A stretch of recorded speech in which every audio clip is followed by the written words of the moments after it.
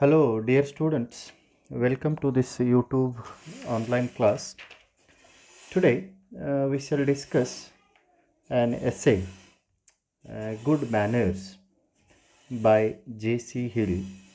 This essay is prescribed for BA second semester Basic English of Rani Chennamma University, Belagavi.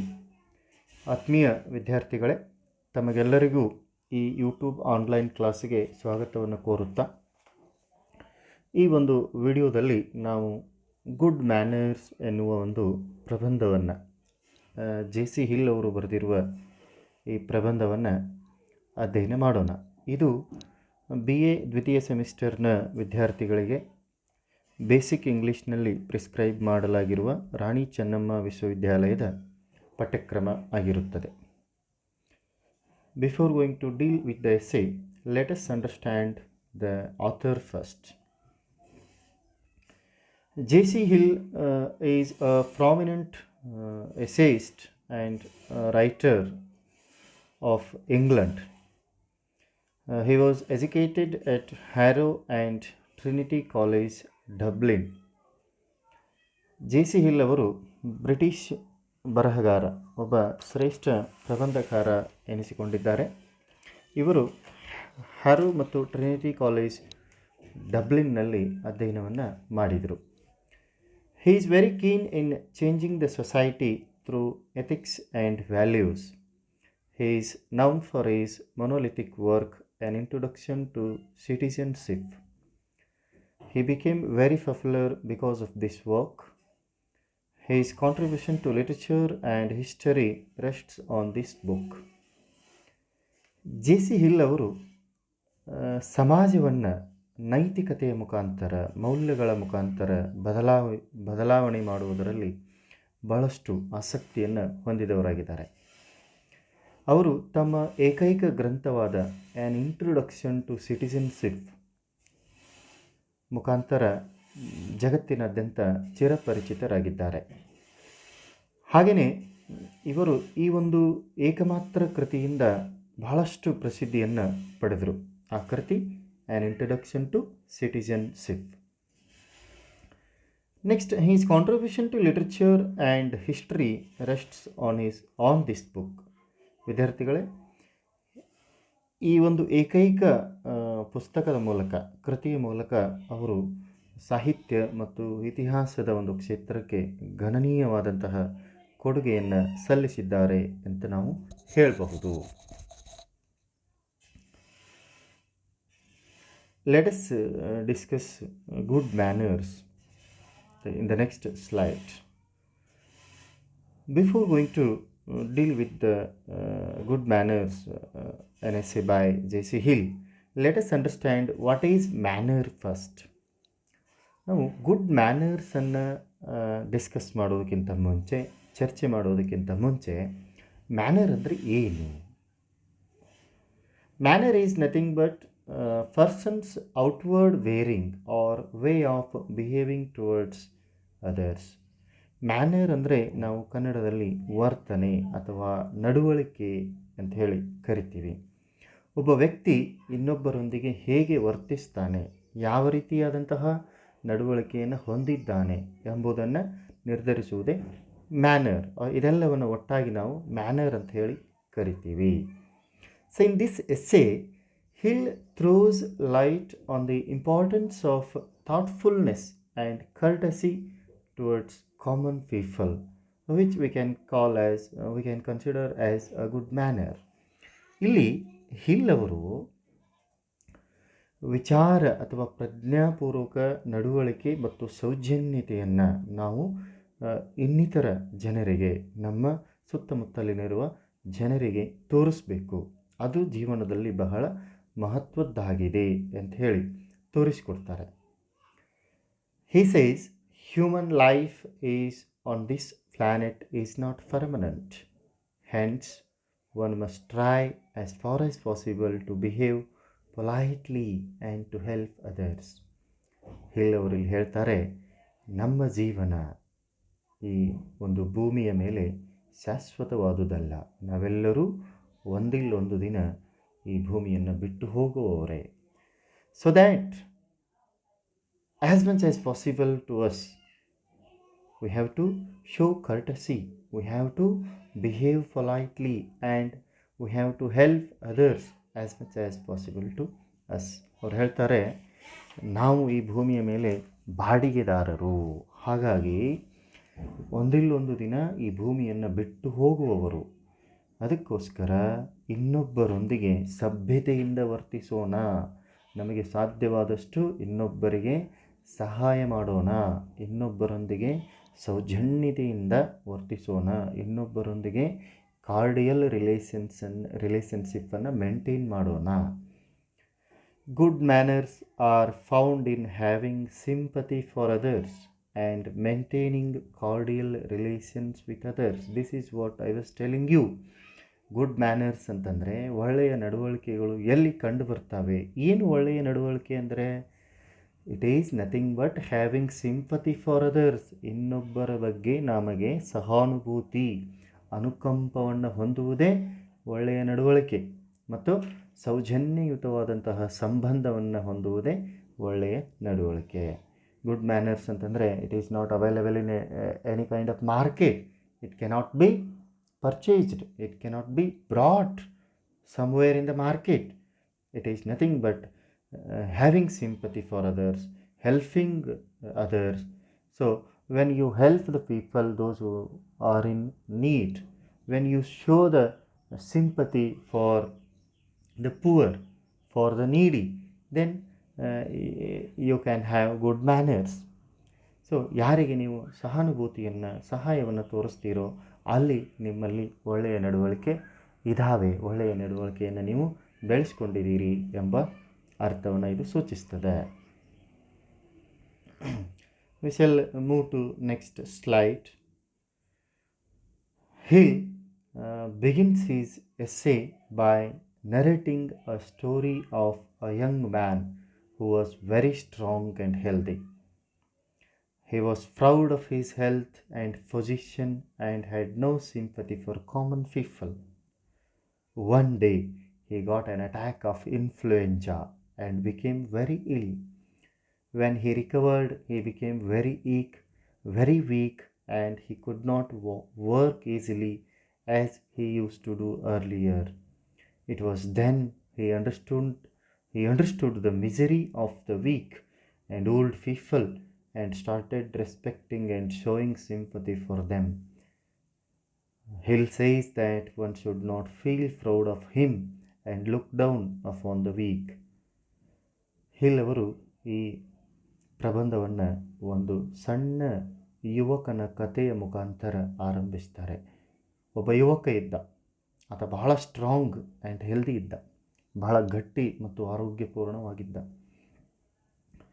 ಅದು ಒಳ್ಳೆಯದೇ, ಆದರೆ he developed a kind of pride about his health, and he started to underestimate the people, those who are very weak, those who are very humble. So he was proud of his health and position and had no sympathy for common people.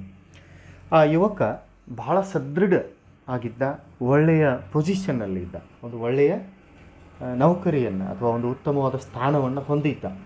ಹಾಗಾಗಿ ತನ್ನ ಆರೋಗ್ಯ ಮತ್ತು ತನ್ನ ಸ್ಥಾನದ ಬಗ್ಗೆ ಆತನಿಗೆ ಗರ್ವ ಇತ್ತು, ಅಹಂಕಾರ ಇತ್ತು. ಹಾಗಾಗಿ he had no sympathy for common people. ಇನ್ನುಳಿದ ಸಾಮಾನ್ಯ ಜನರ ಬಗ್ಗೆ ಆತನಿಗೆ ಯಾವುದೇ ಕಳಕಳಿ ಇರಲಿಲ್ಲ. ಆದರೆ ಒನ್ ಡೇ ಆತನಿಗೆ ಏನಾಯಿತು, ಇನ್ಫ್ಲೂಯೆಂಜಾ ಅಥವಾ ಮಲೇರಿಯಾ ಅಥವಾ ಆತ ಅನಾರೋಗ್ಯಕ್ಕೆ ಈಡಾಗ್ತಾನೆ. he became very ill. When he recovered, he became very weak and he could not work easily as he used to do earlier. ಆತ ಅನಾರೋಗ್ಯಕ್ಕೆ ತುತ್ತಾಗಿ ಅಸಕ್ತನಾಗ್ತಾನೆ.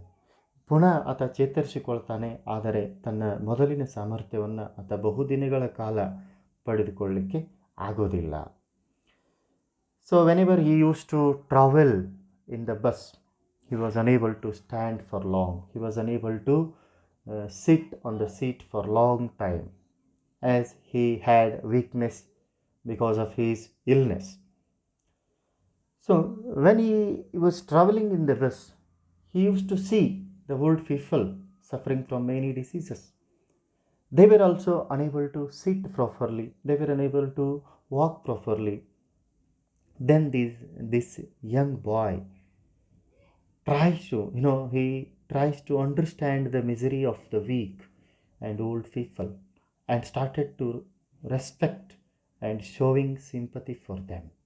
ಇಲ್ಲೇನಾಗ್ತದೆ, unless and until you stand in others place you cannot understand their misery, you cannot understand their problem. ವಿದ್ಯಾರ್ಥಿಗಳೇ, ನೀವು ಇಲ್ಲಿ ಏನು ಗಮನಿಸಬೇಕು ಅಂದರೆ, ನೀವು ಆರಾಮ ಇರ್ತೀರಿ, ನೀವು ಒಂದು ಉತ್ತಮ ಸ್ಥಾನದಲ್ಲಿ ಇರ್ತೀರಿ, ಬಟ್ ಇನ್ನೊಬ್ಬರ ಸ್ಥಾನದಲ್ಲಿ ನೀವು ನಿಂತು ನೋಡೋದನ್ನು ನಾವು ಕಲಿತ್ಕೊಳ್ಬೇಕು. ಇದಕ್ಕೆ ನಾವು ಎಂಪತಿ ಅಂತ ಕರಿತೀವಿ. ಇನ್ನೊಬ್ಬನ ಬಗ್ಗೆ ನಾವು ಹೀಯಾಳಿಸಿ ಮಾತಾಡ್ತೀವಿ, ಇನ್ನೊಬ್ಬನ ಬಗ್ಗೆ ನಾವು ಇನ್ಸಲ್ಟ್ ಮಾಡ್ತೀವಿ ಥರ್ಡ್ ಪರ್ಸನ್ ಮುಂದೆ. ಯಾಕೆ? ಆತ ಅನಾರೋಗ್ಯಕ್ಕೆ ಈಡಾಗಿರ್ತಾನೆ ಅಥವಾ ಆತನಿಗೆ ಏನೋ ಪ್ರಾಬ್ಲಮ್ ಇರ್ತದೆ.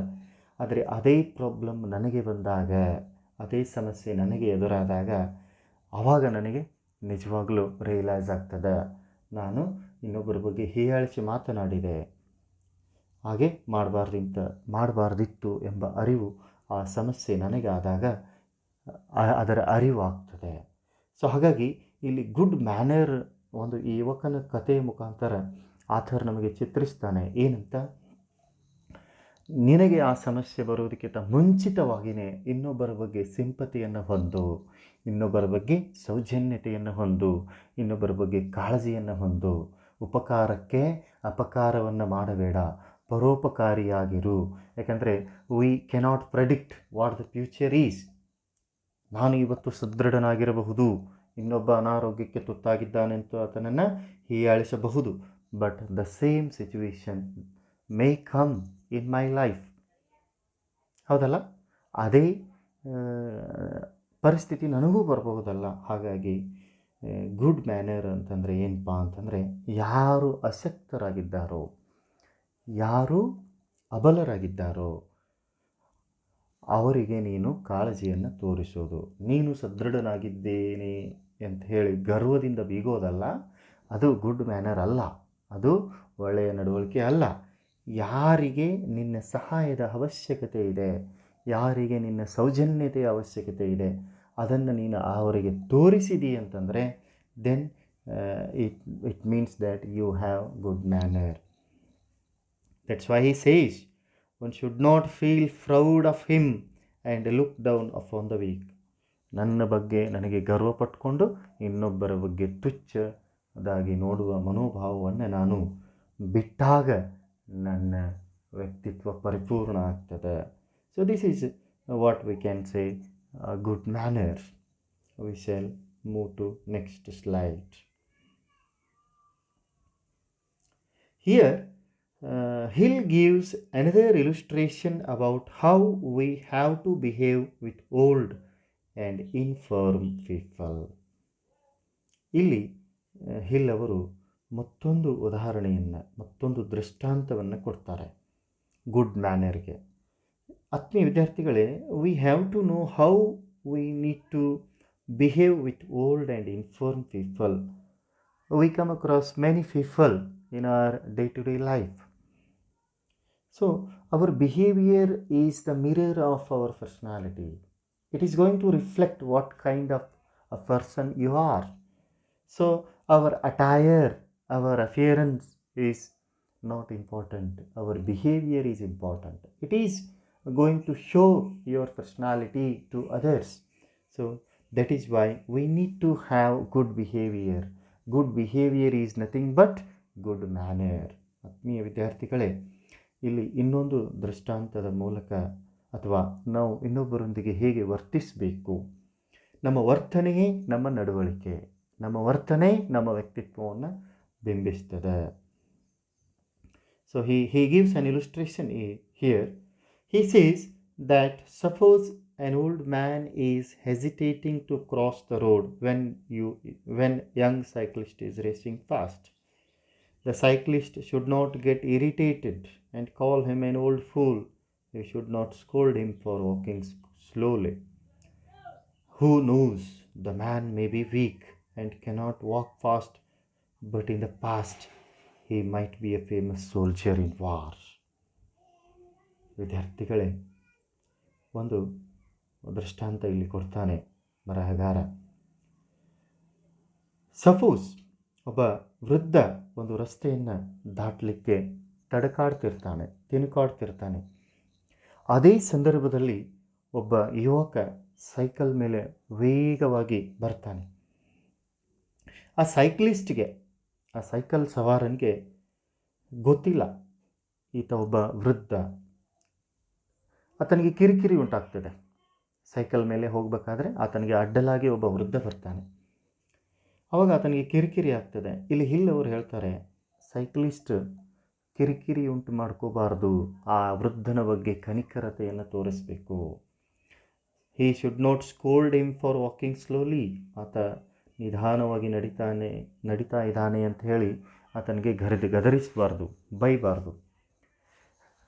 ಯಾರಿಗೆ ಗೊತ್ತು, ಆ ವೃದ್ಧ ಒಂದಾನೊಂದು ಕಾಲದಲ್ಲಿ ಫೇಮಸ್ ಸೋಲ್ಜರ್ ಆಗಿರಬಹುದು. ನಮಗೋಸ್ಕರ ಆತ ಸೈನ್ಯದಲ್ಲಿ ಹೋರಾಡಿರಬಹುದು ಶತ್ರು ರಾಷ್ಟ್ರದ ವಿರುದ್ಧ. ಅದೆಲ್ಲ ನಮಗೆ ಗೊತ್ತಿರುವುದಿಲ್ಲ. ಹಾಗಾಗಿ ಆ ವೃದ್ಧನ ಬಗ್ಗೆ ನಾವು ಇರಿಟೇಟ್ ಮಾಡಿಕೊಳ್ಳಾರ್ದೆ ಆತನಿಗೆ ಸಿಂಪತಿಯನ್ನು, ಸಹಾನುಭೂತಿಯನ್ನು ತೋರಿಸಬೇಕು. ಸಾಧ್ಯ ಆದರೆ ಆತನಿಗೆ ರಸ್ತೆ ದಾಟಲಿಕ್ಕೆ ಸಹಾಯ ಮಾಡು. ಇಲ್ಲದೇ ಇದ್ದರೆ ನಿನ್ನಷ್ಟಕ್ಕೆ ನೀನು ನಿಧಾನವಾಗಿ ಆ ರಸ್ತೆ ಮೇಲೆ ವೃದ್ಧನಿಗೆ ಕಿರಿಕಿರಿ ಮಾಡಲಾರ್ದೆ ರೋಡನ್ನು ಕ್ರಾಸ್ ಮಾಡ್ಕೊಂಡು ಹೋಗು. ಅದರ ಬದಲಿಗೆ ನೀನು, ಏನಪ್ಪ ಈತ ವೃದ್ಧ ನನಗೆ ಕಿರಿಕಿರಿ ಮಾಡ್ತಾನೆ, ಯಾಕೆ ಇಂಥವರೆಲ್ಲ ರಸ್ತೆ ಮೇಲೆ ಬರಬೇಕು, ಈ ಥರದ ಭಾವನೆಗಳು. We should not have these kind of feelings in our mind. We need to respect old people. We need to respect the weaker section of the society. We need to respect and understand the emotions, feelings of the poor people, so that we can have good manners, so that we can prove to the society that we are gentlemen, and we are good people, and we have good manners, we have good personality. So your personality is reflected in your behavior. I'm repeatedly telling this. Your personality is shown to the society through your behavior. ನಮ್ಮ ವ್ಯಕ್ತಿತ್ವ, ನಮ್ಮ personality ಅನ್ನೋದು ನಮ್ಮ ವರ್ತನೆಯಿಂದ ನಮ್ಮ ಸಮಾಜಕ್ಕೆ ತೋರ್ಪಡಿಸುತ್ತದೆ. ಹಾಗಾಗಿ having sympathy and empathy towards others adds to our personality. ಇನ್ನೊಬ್ಬರ ಬಗ್ಗೆ ಅನುಭೂತಿ ಮತ್ತು ಸಹಾನುಭೂತಿಯನ್ನು ನಾವು ಹೊಂದಿದ್ವಿ ಅಂದರೆ ಅದು ನಮ್ಮ ವ್ಯಕ್ತಿತ್ವದ ಹಿರಿಮೆಯನ್ನು ಹೆಚ್ಚಿಸುತ್ತದೆ. ಇದೇ ಗುಡ್ ಮ್ಯಾನರ್. ಹೇಳೋದೇನಪ್ಪ ಅಂದರೆ, good manner is nothing but having sympathy and empathy towards others. Good manner ಅಂದರೆ ಏನಪ್ಪ ಅಂತಂದರೆ, ಸಹಾನುಭೂತಿ ಮತ್ತು ಅನುಭೂತಿಯನ್ನು ಹೊಂದುವುದು, ಇನ್ನೊಬ್ಬರ ಬಗ್ಗೆ ಕಾಳಜಿಯನ್ನು ತೋರಿಸುವುದು. Next we shall move towards another slide. Here he speaks about the odds faced by the parents and the teachers while bringing up the children. Hill gives another illustration of parents and teachers to instill good manners in the minds of the readers. ಇಲ್ಲಿ ಮತ್ತೊಂದು ಒಳ್ಳೆಯ ನಡವಳಿಕೆಯ ಕುರಿತು ಮಾತಾಡ್ತಿರ್ಬೇಕಾದ್ರೆ hill ಅವರು ಮತ್ತೊಂದು ಉದಾಹರಣೆಯನ್ನು ಪಾಲಕರು ಮತ್ತು ಟೀಚರ್ ಬಗ್ಗೆ ಕೊಡ್ತಾರೆ. Usually we neglect our parents, we underestimate our teachers, we don't respect sometimes our teachers, we don't respect sometimes our parents. Hill says that we don't know how much struggle they have made in order to give us a good and healthy life. And at the same time, teachers make selfless efforts to light up the life of the students. So it is our duty to respect the parents as well as the teachers. They are the pillars of society. They are the pillars of nation. Both are doing the selfless job. They are bringing of the children. They are contributing the society by providing good citizens to it. ಹೌದಲ್ಲ? ಇಲ್ಲಿ ಪಾಲಕರು ಮತ್ತು ಶಿಕ್ಷಕರು ನಿಸ್ವಾರ್ಥ ಸೇವೆಯನ್ನು ಮಾಡುವುದರ ಮೂಲಕ ಸಮಾಜಕ್ಕೆ, ದೇಶಕ್ಕೆ ತಮ್ಮದೇ ಆದ ಕೊಡುಗೆಯನ್ನು ನೀಡ್ತಾ ಇದ್ದಾರೆ. ಆದರೆ ನಾವು ಇದನ್ನು ಗಮನಿಸೋದಿಲ್ಲ. ನಾವು ಪಾಲಕರನ್ನು, ಶಿಕ್ಷಕರನ್ನು ಕೆಲವೊಂದಿಷ್ಟು ಸಲ ಕೀಳರಿಮೆಯಿಂದ ನೋಡ್ತೀವಿ. ಹಾಗಾಗಿ ಇವರ ಬಗ್ಗೆ ಇರುವ ಕೀಳರಿಮೆಯನ್ನು ದೂರ ಮಾಡಿ ಅವರ ಬಗ್ಗೆ ಗೌರವವನ್ನು ಹೊಂದಿ ಅವರೊಂದಿಗೆ ಸೌಜನ್ಯತೆಯಿಂದ ವರ್ತಿಸುವುದು ಕೂಡ ಗುಡ್ ಮ್ಯಾನರ್ಸ್. ಅದು ಕೂಡ ಒಳ್ಳೆಯ ನಡವಳಿಕೆ. He says a child would not know about the sufferings of his parents, teachers, or older people because they never disclosed them. This is what I was talking. ಒಂದು ಮಗುವಿಗೆ ತನ್ನ ಪಾಲಕರು, ತನ್ನ ಶಿಕ್ಷಕರು ಅಥವಾ ತನ್ನ ಹಿರಿಯರು ಎಷ್ಟು ಕಷ್ಟಪಟ್ಟಿದ್ದಾರೆ ತನಗೋಸ್ಕರ ಅನ್ನೋದು ಗೊತ್ತಿರೋದಿಲ್ಲ. ಯಾಕಂದರೆ ಅವರು ಅದನ್ನು ಹೇಳೋದಿಲ್ಲ. ಪಾಲಕರಾಗಿರ್ಬೋದು, ಶಿಕ್ಷಕರಾಗಿರ್ಬೋದು ಅಥವಾ ನಿಮ್ಮ ಹಿರಿಯರಾಗಿರ್ಬೋದು, ನಿಮ್ಮ ಒಳಿತಿಗಾಗಿ, ನಿಮ್ಮ ಶ್ರೇಯೋಭಿವೃದ್ಧಿಗಾಗಿ ಅವರು ಎಷ್ಟು ಕಷ್ಟಪಡ್ತಿದ್ದಾರೆ ಅನ್ನೋದನ್ನು ಅವರು ನಿಮಗೆ ತೋರ್ಪಡಿಸೋದಿಲ್ಲ. So it is our duty to understand it. It is our duty to respect them. Parents never complain about the children and the sufferings they had. Instead, they try to invest everything they have for the well-being of their children. This is very important. This is what one must understand, one must think. ಇಲ್ಲಿ ಪಾಲಕರು ಯಾವಾಗಲೂ ತಮ್ಮ ಮಕ್ಕಳ ಬಗ್ಗೆ ದೋಷಾರೋಪ ಮಾಡೋದಿಲ್ಲ. And ನಾನಿಷ್ಟೆಲ್ಲ ಕಷ್ಟಪಟ್ಟಿದ್ದೀನಿ ನಿನ್ನ ಬಗ್ಗೆ ಅಂತ ಎಂದೂ ಅವರು ಹೇಳೋದಿಲ್ಲ. ಅದರ ಬದಲಾಗಿ ಎಷ್ಟು ಸಾಧ್ಯ ಇದೆಯೋ ಅಷ್ಟು ಅವರು ತಮ್ಮಲ್ಲಿರುವುದನ್ನು ಎಲ್ಲವನ್ನು ತಮ್ಮ ಮಕ್ಕಳಿಗೆ ಧಾರೆ ಎರೆದು ಕೊಡ್ತಾರೆ. ಸೊ ಇದನ್ನು ಮಕ್ಕಳು ಅರ್ಥ ಮಾಡಿಕೊಳ್ಬೇಕು. ಹಾಗಾಗಿ ಪಾಲಕರ ಬಗ್ಗೆ ಒಂದು ಗೌರವವನ್ನು ಹೊಂದಬೇಕು, ಅವರನ್ನು ಪ್ರೀತಿಸಬೇಕು. But in the modern society, we see in the newspapers, we watch in the TV news channels that many children are throwing their parents out. Many children are sending their parents to orphanages, sending their parents to asylum. And many parents who are thrown out from their houses are wandering here and there seeking shelter and food. ಹೌದಾ? ನಾವು ಇದನ್ನು ನೋಡ್ತೀವಿ. ಅನೇಕ ಮಕ್ಕಳು ಒಂದು ಹಂತಕ್ಕೆ ಬಂದ ಮೇಲೆ ತಮ್ಮ ಪಾಲಕರನ್ನು ವೃದ್ಧಾಶ್ರಮಕ್ಕೆ ಕಳಿಸುವುದು, ತಮ್ಮ ಪಾಲಕರನ್ನು ಮನೆ ಬಿಟ್ಟ ಹೊರಗೆ ಎಸೆಯೋದು, ಇದನ್ನು ನ್ಯೂಸ್ ಪೇಪರಲ್ಲಿ ನೋಡ್ತೀವಿ, ಟಿ ವಿ ಚಾನಲ್ಸಲ್ಲಿ ನೋಡ್ತೀವಿ. ಹೌದಿಲ್ಲ? ನೋಡ್ತೀವಿ. ಅನೇಕ ನಿರಾಶ್ರಿತ ಪಾಲಕರು ಭಿಕ್ಷೆ ಬೇಡಿ ಜೀವನವನ್ನು ಸಾಗಿಸೋದನ್ನು ನೋಡ್ತೀವಿ. ರೋಡ್ ಮೇಲೆ ಅಲೆದಾಡುವುದನ್ನು ನೋಡ್ತೀರಿ. ಇನ್ನು ಕೆಲವೊಂದಿಷ್ಟು ಟೀಚರ್ಸ್ ಕೂಡ ಸಮಾಜವನ್ನು ತೀಡಿ ಸರಿದಾರಿಗೆ ಬರುವ ಟೀಚರ್ಸ್ ಕೂಡ ತಮ್ಮ ಪೇರೆಂಟ್ಸನ್ನು ತಮ್ಮ ಜೊತೆಗೆ ಇಟ್ಕೊಳ್ಳೋದಿಲ್ಲ, ದೂರ ಇಡ್ತಾರೆ. ಇದು ಬಹಳ ಒಂದು ನೋವಿನ ಸಂಗತಿ. ಸೊ ಹಾಗಾಗಿ ಪೇರೆಂಟ್ಸ್ ಬಗ್ಗೆ ಒಂದು ಗೌರವವನ್ನು ಹೊಂದುವುದು ಕೂಡ, ಅವರನ್ನು ಕಾಳಜಿಯಿಂದ ನೋಡಿಕೊಳ್ಳುವುದು, ಅವರನ್ನು ಪ್ರೀತಿಸುವುದು, ಅವರನ್ನು ಆರೈಕೆ ಮಾಡುವುದು, ಅವರನ್ನು ಸಂತೈಸುವುದು, ಕೊನೆಯ ಗಳಿಗೆಯವರೆಗೂ ಅವರ ಜೊತೆ ಇರುವುದು ಕೂಡ ಒಂದು ಗುಡ್ ಮ್ಯಾನರ್. ಇದು ಒಳ್ಳೆಯ ನಡವಳಿಕೆ, ಇದು ಒಳ್ಳೆಯ ವರ್ತನೆ. He says children should make life easy for them. Good manners come from sympathy with others and understanding our own limitations. He again emphasizes on having sympathy with others. And children should make life easy for their parents.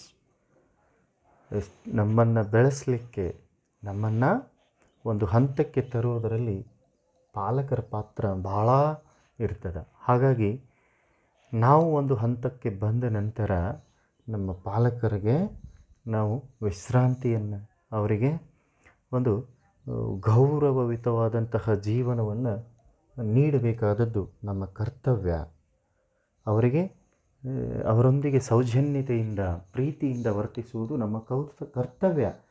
Good manner ಅಂದರೆ ಇದೆ, ಮತ್ತು ಬೇರೆ ಏನೂ ಅಲ್ಲ. ಆಮೇಲೆ he says we need to understand our own limitations. ಕೆಲವೊಂದು ಸಲ ಒಬ್ಬೊಬ್ರು ಏನು ಮಾಡ್ತಾರೆ, ಲಿಮಿಟ್ ಮೀರಿ ಮಾತಾಡ್ತಿರ್ತಾರೆ. ನಮ್ಮ ಲಿಮಿಟೇಷನ್ಸ್ ಏನಿದ್ದಾವೆ ಅನ್ನೋದನ್ನು ನಾವು ಅರ್ಥ ಮಾಡ್ಕೊಂಡ್ವಿ ಅಂದರೆ ಅದು ಕೂಡ ಒಂದು ಒಳ್ಳೆಯ ನಡವಳಿಕೆ. we should not cross our limitations. First we have to understand our limitations and we should not try to cross those limitations. ಕೆಲವೊಂದಿಷ್ಟು ನನ್ನ ಲಿಮಿಟೇಷನ್ಸ್ ಏನಿದ್ದಾವೆ, ಲಿಮಿಟೇಷನ್ಸ್ ಅಂದರೆ ಏನು, ನಾನು ಹೇಗಿರಬೇಕು, ಯಾವ ರೀತಿ ವರ್ತಿಸಬೇಕು, ನನಗೆ ರಿಲೇಟೆಡ್ ಇರಲಾರ್ದ ವಿಷಯದಲ್ಲಿ ಮೂಗು ತೂರಿಸಬಾರ್ದು ಅನ್ನೋದನ್ನು ನಾವು ತಿಳ್ಕೋಬೇಕು. ಹೌದಾ? ಅದು ಕೂಡ good manner. Good manner is nothing but understanding our own limitations and trying not to cross them. ನಮ್ಮ ಲಿಮಿಟೇಷನ್ಸನ್ನು ಅರ್ಥ ಮಾಡಿಕೊಂಡು ಅವುಗಳನ್ನು ಮೀರಿ ವರ್ತಿಸಲಾರದೇ ಇರುವುದು ಕೂಡ ಗುಡ್ ಮ್ಯಾನರ್. ಆದರೆ unfortunately most of the people in the society never understand this. They always find pleasure in hurting others. They always find pleasure in interfering in others' personal matters. ಆದರೆ ದುರ್ದೈವಕ್ಕೆ ಸಮಾಜದಲ್ಲಿ ಇವತ್ತು ಎಂಥ ವ್ಯಕ್ತಿಗಳಿದ್ದಾರೆ ಅಂದರೆ, ಇನ್ನೊಬ್ಬರಿಗೆ ಪೇನ್ ಕೊಟ್ಟು, ಇನ್ನೊಬ್ಬರಿಗೆ ನೋವು ಕೊಟ್ಟು, ಇನ್ನೊಬ್ಬರ ಬಗ್ಗೆ ಇಲ್ಲ ಸಲ್ಲದ್ದನ್ನು ಮತ್ತೊಬ್ಬರ ಮುಂದೆ ಮಾತಾಡಿ ಸಂತೋಷವನ್ನು ಪಡ್ತಾರೆ. ಅಲ್ಲದೆ ಇನ್ನೊಬ್ಬರ ಬಗ್ಗೆ ತಿಳಿದುಕೊಳ್ಳಲಾರದೆ, ಇನ್ನೊಬ್ಬರ ಬಗ್ಗೆ ವೈಯಕ್ತಿಕವಾಗಿ ಅರ್ಥ ಮಾಡಿಕೊಳ್ಳಲಾರದೆ, ಇನ್ನೊಬ್ಬರ ಸಮಸ್ಯೆಗಳೇನಿದಾವ, ಅವರ ತೊಂದರೆಗಳೇನಿದಾವ, ಅವರು ಎಂಥ ಕಷ್ಟದಲ್ಲಿದ್ದಾರೆ, ಇದು ಏನನ್ನೂ ಗಮನಿಸದೆ ಮತ್ತೊಬ್ಬರ ಮುಂದೆ ಅವರ ಬಗ್ಗೆ ತುಚ್ಛವಾಗಿ ಮಾತನಾಡುವುದು, ಹೀಗೆ ಮಾಡ್ತಿರ್ತಾರೆ. ಇದು ಭಾಳ ಜನರಲ್ಲಿ ಕಂಡುಬರುವ ವರ್ತನೆ. ಹಾಗಾಗಿ ಆತ್ಮೀಯ ವಿದ್ಯಾರ್ಥಿಗಳೇ, ನೀವು ಈ ರೀತಿಯ ವರ್ತನೆಯನ್ನು ಹೊಂದಬೇಡ್ರಿ. ಇದು ಗುಡ್ ಮ್ಯಾನರ್ ಅಲ್ಲ. It is not a good manner. Next we shall move towards other slide. Hill says that it is important to have good manners with friends. We should be aware of what we speak and it must be clear and loud. We should not talk too much and should always give others a chance to speak. In company, we need to be less talkative, otherwise listeners would lose interest and exhausted by our talk. Hence, we should give equal opportunity to others to express their views and feelings. Dear students,